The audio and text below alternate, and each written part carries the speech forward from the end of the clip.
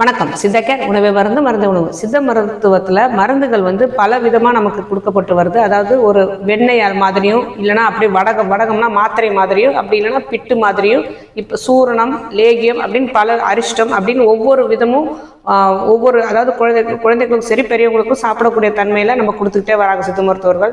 இந்த பிட்டு அந்த காலத்தில் பிட்டுங்கிற முறை எப்படி அப்படின்னா, மூலிகை மருந்துகள் எல்லாத்தையுமே அளவாக எடுத்து அதிலெல்லாம் இடிச்சிட்டு அதை ஆவியில் வேடு கட்டி மண்பானையில் தண்ணி ஊற்றி அதுக்கு மேலே தட்டு போட்டு வெள்ளை துணியில் காட்டன் துணியில் பிட்டு அவிக்கிற மாதிரி அந்த மூலிகை சரக்குகளை நல்லா இடித்து பொடி செய்த சரக்குகளை வேக வைப்பாங்க. நல்லா பதமாக வேக வைத்த பிறகு அதை எடுத்து உலர்த்தி அதை தான் நமக்கு பிட்டு மாதிரி சித்த மருத்துவர்கள் மருந்துகளாக நமக்கு கொடுத்துட்டு இருந்தாங்க. அதே மாதிரி இப்போ பிட்டு முறைகள் நிறைய எடுக்கப்படுறதில்ல. அது ஆனால் நிறைய வடக முறை, அதாவது மாத்திரை முறைகளாக நமக்கு நிறைய மருந்துகள் நிறைய வந்துட்டு இருக்கு சித்த மருந்துகளில். இந்த மாத்திரை முறை என்ன செய்கிறாங்க அப்படின்னா, அதுவும் மூலிகை சரக்குகள் எல்லாத்தையும் இடித்து பொடி செய்து இதே மாதிரி பிட்டு முறையில் அவித்து அதுக்கப்புறம் அதில் என்ன சேர்க்கணுமோ, அதாவது அதை ஒரு மாத்திரையாக செய்யறதுக்கு என்ன சேர்க்கணுமோ அதை சேர்த்து அதை ஒரு மாத்திரையாக ஆக்கி தான் நமக்கு சித்த மருத்துவர்கள் தராங்க.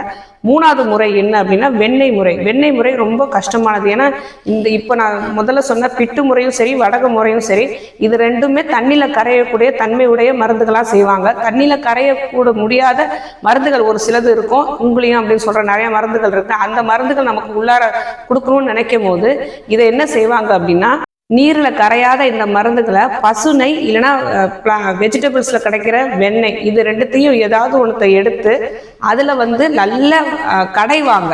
இந்த மருந்துகளையும் சேர்த்து அதையும் சேர்த்து கடையும் போது காற்றில் உள்ள காற்று அணுக்களும் அதில் உள்ள நீர் அணுக்களும் ரெண்டுமே சேர்ந்து இதை கரைக்கக்கூடிய தன்மையை இந்த மருந்துகளை உருவாக்கி அதை தான் அதுக்கப்புறம் அந்த வெண்ணெய் முறையில் நமக்கு மருந்துகளாக கொடுப்பாங்க.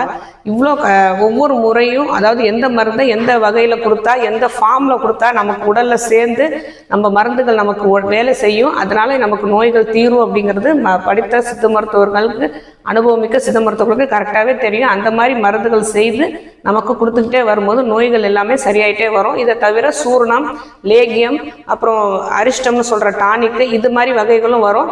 இதெல்லாம் யாருக்கு, சிறு குழந்தைகளுக்கு எது கொடுக்கணும், முதியோர்களுக்கு எது கொடுக்கணும், அதிகமான நோய் உள்ளவங்களுக்கு எது கொடுக்கணும் அப்படின்னு பார்த்து அந்த மாதிரி கரையக்கூடிய தன்மையாக உள்ளதாக நம்ம மருந்துகள் நமக்கு சித்த மருத்துவம் நிறையாவே இருக்குது. ஆரோக்கியமே வாழ்வோம். வேறு எதை பற்றி பேசணும்னு நினச்சாலும் சரி, தாராளமாக நீங்கள் கமெண்ட் பண்ணலாம்.